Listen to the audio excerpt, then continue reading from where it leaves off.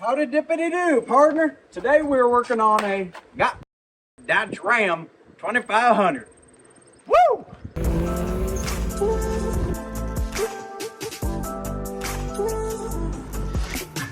Right, in this video we are working on this gem, an $850 Dodge Ram 2500 bad boy. So I picked this truck up sight unseen actually, which I do not advise or recommend doing.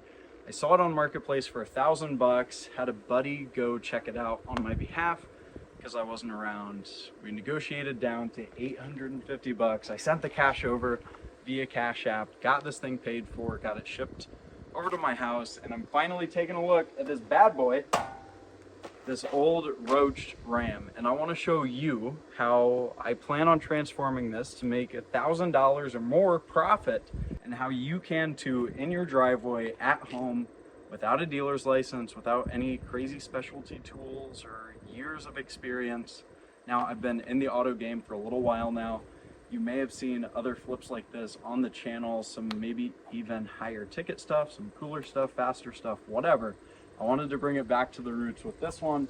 That's why I picked it up. Not only is it going to be lucrative on here, but it'll be a cool way to show you how with under $1,000 you can get started flipping vehicles. So super quick backstory, like I said, I found this on Facebook Marketplace. It was marketed as a Ram 1500. Now I saw the doors. If you come over here, you can see that says 2500. Now if you look down at the lugs right here, there are 8 instead of 5 or 6 like a lot of the 1500s have.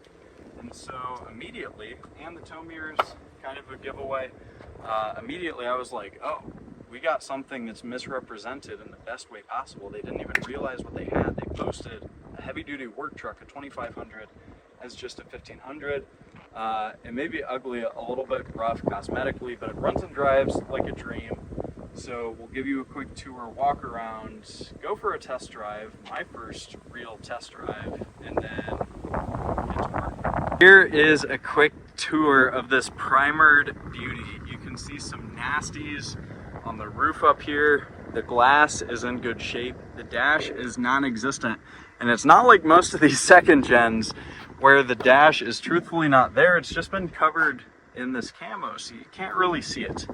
Otherwise, we have this beautiful blue interior with no headliner whatsoever. A nice grip in the seat with a couple strands of sewing string to try to sew the seat together. If you stay tuned, I'll give you a little life hack pro tip on how I fix this for less than $1 in a few minutes.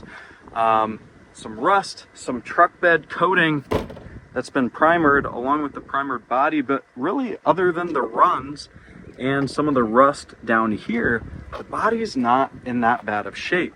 It's pretty clean as far as dents and dings go. And the thing that's going to vastly and drastically improve this is some new paint. So that's what we'll be doing, an at-home paint job in here. We have an exceptionally gorgeous, immaculate tailgate, no rust, which is rare on these old tailgates in the Midwest. Some rails for towing heavy because it is the 2500. Some kind of roached tail lights in that same color match primer, baby. Some rust on the bed. Oh well, it's the Midwest. I can't show you what's in the window. Maybe if I cover it up right here, you can see 98 Ram. Will block out their cell phone number, so you're not calling the seller asking for my bad boy to buy it from me. Anyway, here's the truck. It's on these gross wheels with exceptional tires. And yeah, what do you say we pop the hood really quick, show you in there, and then go for our first test drive. Now to unveil, oh, the holy grail, and it stays up on its own. We have a gorgeous Magnum 5.9. The only way this could have been any better was if it was secretly a Cummins. But there she is. Nothing special, nothing spectacular, but you can see based on the rust and the fact that it's not black and wet, it's not dripping in oil, so it's not super leaky. Stuff's old. The battery is about 5 years old at this point. This looks newer, just doing a very quick visual inspection because I honestly haven't popped the hood yet. Hood is in good shape, whatever. We don't want that coming up on our test drive, and most importantly, the aftermarket front bumper with the bad boy plate. We've run into our first difficulty maybe. The door doesn't open. Yeah, crawl on over and get me with that unlock, brother. Hey, there we go. What's happening? So the first thing that's in here gets Hulk smashed in the bed. Maybe we close this up so all the wood doesn't fly out. Should be good there. Anyway, let's hop in this gem. Go for a first start. Do you think we should Camry start it? You know what a Camry start is? I don't. Don't even know. Well, this is a Camry start.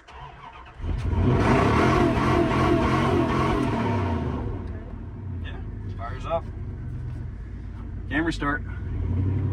So we'll go for our initial drive, see how she does and performs.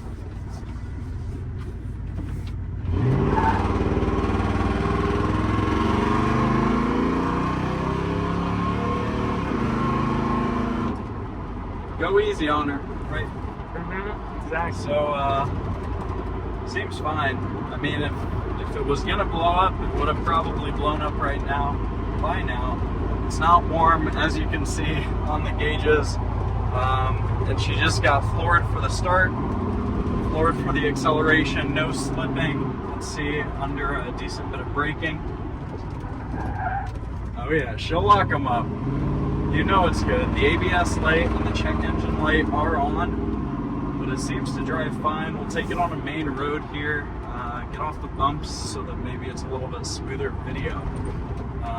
But I think it's going to be mechanically fine. That's what one of my buddies that checked it out on my behalf said. Yeah, baby, she's got power. So we've been driving for a couple minutes, exploring, and found that we even have a Haynes manual in here. So we could do real work if we cared to, but I don't think we do. So it's like kind of warm now. We know that it's mechanically sound enough. We need to do the first test that any real buyer should be doing when they're buying their next truck, which is the burnout test. Will she rip a heater? Can this $1,000 rig do it? 850 bucks, not even a grand. Step one, foot on the brake, left foot. Step two, right, all the way down on the gas. We gotta wait just a second.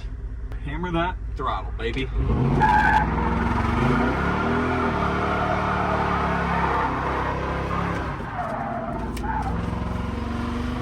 Yeah, baby! Ew, this thing's awful. Does her horn work? That's number 2.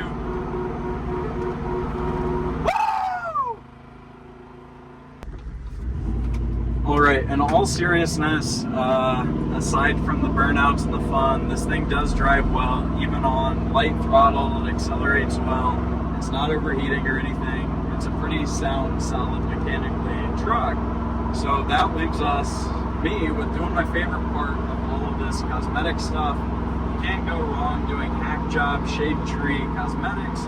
You could kill someone hacking up some mechanical stuff. So that's a little piece of advice, words of wisdom from Max at Automotive Money here.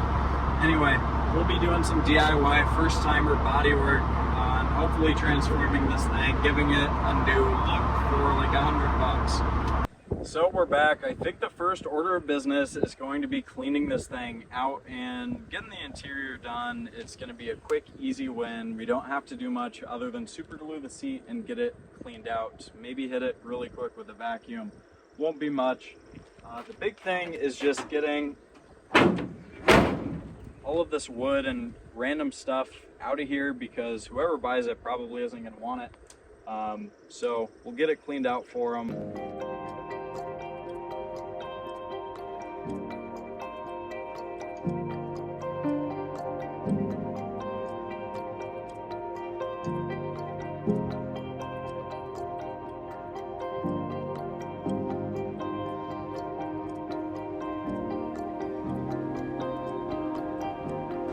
Little tetanus bucket for you. What?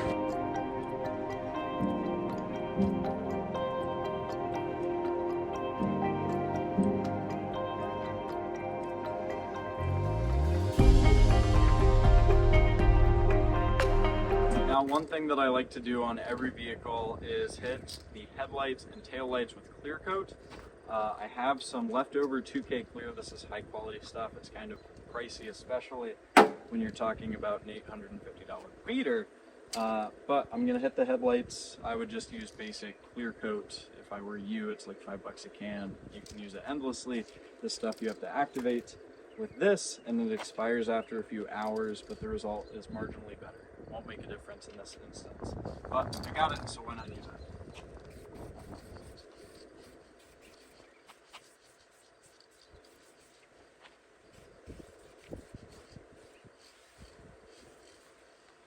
Is this black?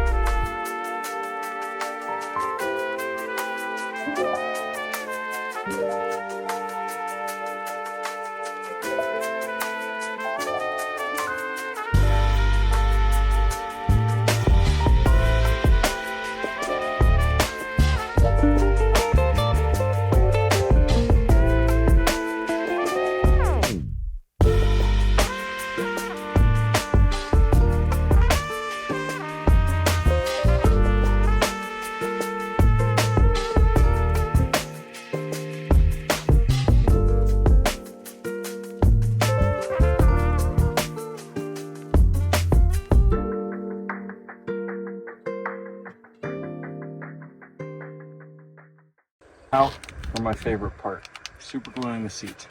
I do this on so many old trucks that have cloth, even sometimes leather interiors. And oh, if I don't drop the cap, this is one of the best solutions for someone who doesn't know how to sew and who wants pretty instant, very solid results. So all you do is sometimes you have to take a little bit of the foam padding out, but if you've ever welded, you just lay some tack beads, if it sticks.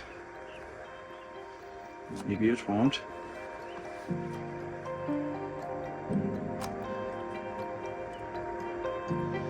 Here we go.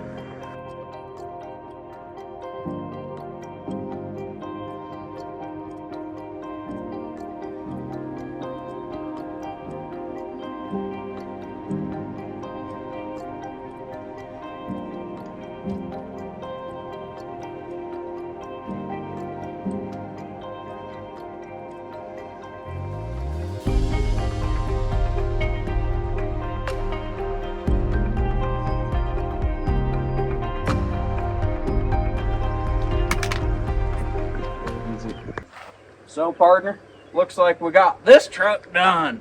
Well, yeah, enough with the accent, enough with the horsing around. I had fun with this project. It took a couple hours. You could see where the sun was earlier today. It was like 4:30.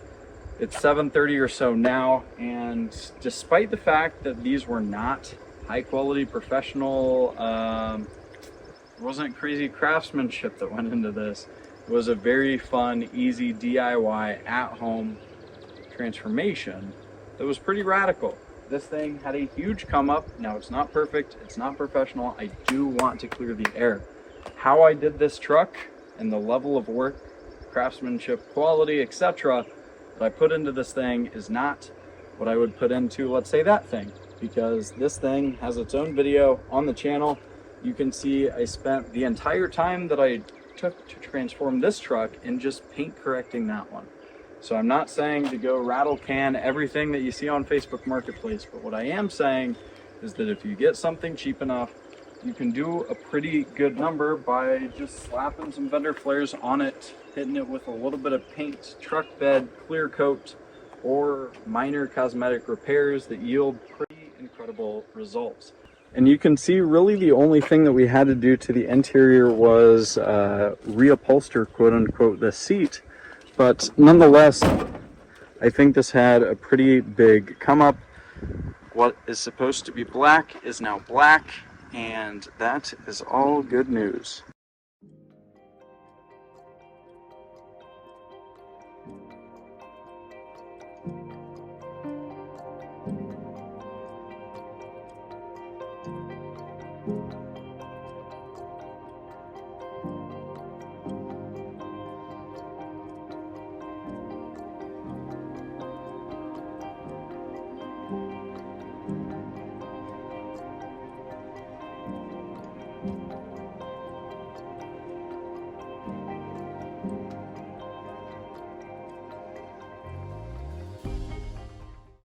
We tried to pull the cup holder out for a cinema shot, and it just came all the way out. So that's a bummer.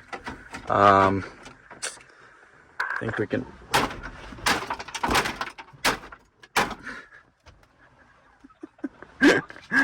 We got it fixed.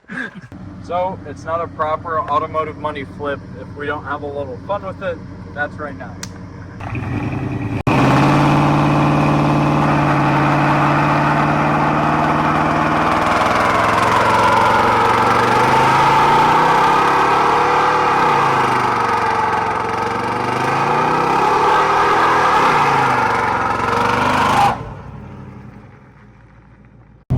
What's going on? So we got a whole bunch of leaves rustling in the back. I want to hop on because we're finally selling the truck.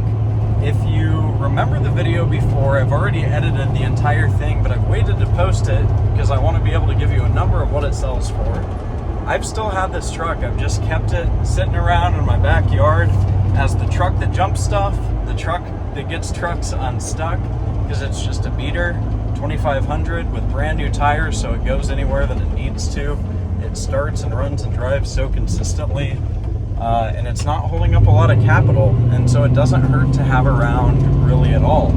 Anyway, it's finally time, now that winter has come around, and this would be a better indicator of, let's say, you having something that you hold for a longer period of time.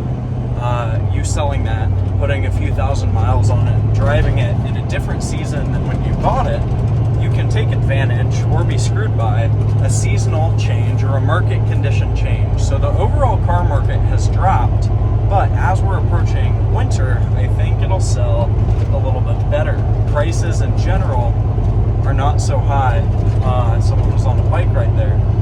But coming into winter, it's late October, early November. By the time it sells, I think it'll go really hot. As you can see, the leaves are off the trees. All the fields here are plowed. You can see me. What's up, camera? And it's ready to go. A friend that needed second-gen stocks like that same day, really desperately needed them. And I said, well, I don't have any like stocked at my house, but you can sure take them from my truck. So we took them off the truck, we got the wides on, and I think it looks pretty darn good here like this. So we'll get a thumbnail and yeah, take some pics, list her up, see what kind of interest we get. A quick little recap before the big reveal. We bought this thing for $850. If you would have gone with a friend to buy it, it would have been nothing, or just toss them a little bit of gas money, buy them lunch, whatever it may be. $60 to register the thing and pay 7% sales tax, as holds true in my state. Fender flares were 80 bucks, and let's just say 30 bucks on clear coat. That would be about 5 cans. $2 on reupholstering the seat, aka some super glue, and we'll just throw in 18 bucks of miscellaneous extra stuff like any cleaning supplies, microfibers, etc., bringing our total cost basis to $1,090. I got rid of this thing super quick for $2,000. I'm sure I could have held out and sold it for a higher price, but I didn't want to deal with the fuss and the headache and strife of all the people on Facebook Marketplace. So I ended up just taking the first offer that showed up in person, which happened to be $2,000, still netting us nearly $1,000 profit, 910 to be exact once you factor in all of the costs that we put into it. So we more than doubled the initial investment for this thing. $850 turned into $2,000, and we held it for a number of months.